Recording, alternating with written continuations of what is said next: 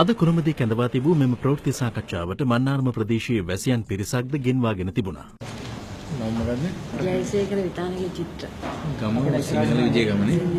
මේ කතා කරන්න ලෑස්ති වෙන්නේ මගේ චිත්‍රා මහත්මිය කුඩා ප්‍රකාශයක් කරා ඊට පස්සේ ඔබට පුළුවන් එකකින් ප්‍රශ්න අහන්න.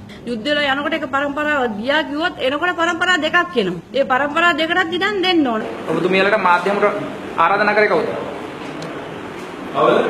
මේ මාධ්‍යම කොහොමද මේගොල්ලන් අහන්නේ? මාධ්‍යමට එන්න කිව්වේ කවුද? අපි ආරාධනා කරා ඒගොල්ලන්ට මාධ්‍යයට එන්න කියලා. අපි කිව්වා අරගොල්ලන්ට ඒගොල්ලෝ අපි එක්කන් වෙලා දෙන්න කියලා. නෑ දැන් මේගොල්ලන්ට ආරාධනා කවුද කියලා අපි මේගොල්ලන් අහන්නේ. ඕක නෙමෙයිනේ වැදගත් වෙන්නේ. මේ වැදගත් දේ විතරක් මතු කරන්නේ. ඔබතුමියලට කවුද ආරාධනා කරේ මාධ්‍යමට? එච්චරයි අහන්නේ. අහන්න දෙන්න උත්තර දෙන්න. කවුද ආරාධනා කරේ? උංගලගේ ආරම්භුවද? කියන්න පරහන්න මම ඒගොල්ලෝ කිව්වා අපි ඒගොල්ලන්ට කිව්වේ කියලා නේද? ප්‍රශ්නයක් නෑ. ඕක මොකද්ද? ඉතින් ඉන්දියන් කිව්ව අරසන ආරම්භ කියන නම්බර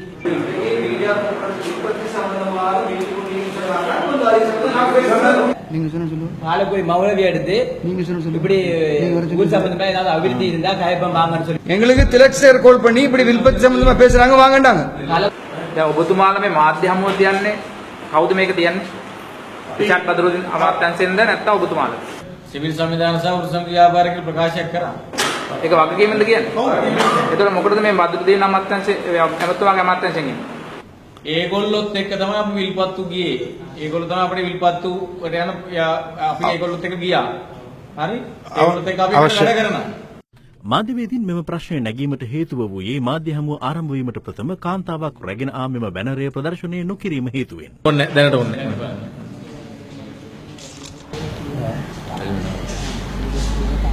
සිවිල් සංවිධානයේ හරි මේ මාධ්‍ය සාකච්ඡාව පවත්වන්නේ සිවිල් සංවිධාන සහ වෘත්ති සමිති ව්‍යාපාරයේ විදිහට. ඔබතුමන්ලා කියනවා අමාත්‍යාංශයක සම්බන්ධ වෙලා තමයි විල්පත්තුවට ගියේ කියලා. එතුමා තමයි චෝදනාවට ලක් වෙලා තියෙන්නේ. දැන් රිෂාඩ් බදරුද්දීන් එමෙතුමා තමයි චෝදනාවට ලක් වෙන්නේ. ඔව්. එතුමන්ලාට යන්න වගකීමක් යුතුකමක් නැතිද චෝදනා කරන පාර්ශ්වයක් එක්ක. ගැටලුවක් නැහැ. අපිට හැමෝමත් එක්ක ප්‍රශ්න තියෙනවා විමසීම් කරන්න, ප්‍රශ්න කරන්න, නිවැරදි සත්‍ය දේ දැනගන්න. විකාරය රිචාඩ් බදරුද්දීන් නම් එයාගෙන් තමයි යාට වෙන මිත්‍යක් තියෙනවා. ඔයාට ඔයා මොකද කියන්නේ? දැන් එයා මොකද කිව්වේ? එයා මොකද කිව්වේ? එයා කිව්වේ ඉස්සරහ ඉඳන් කියන දේ තමයි. එයා කරලා නැහැ මෙහෙම දෙයක් කියලා. මෙතර මාධ්‍ය හමුවෙන් අනතුරුව ඇති වූයේ මෙවන් තත්වයක්. ගෙනාවේ කවුද මෙතන? ඇයි ඒක උත්තරයක් නැත්තේ? ඕ රෙකෝඩ් කරලා නෙමෙයි. හරි හරි ඔයා කියන්නකෝ. අපි එන්නේ අපිට වැඩ කරන්න. ඉතින් කතා කරන්නේ. බදරුද්දීන් මෙච්චර චෝදනාවට ලක් වෙද්දී අපි අහන්න බෑ ඒක. හරි හරි.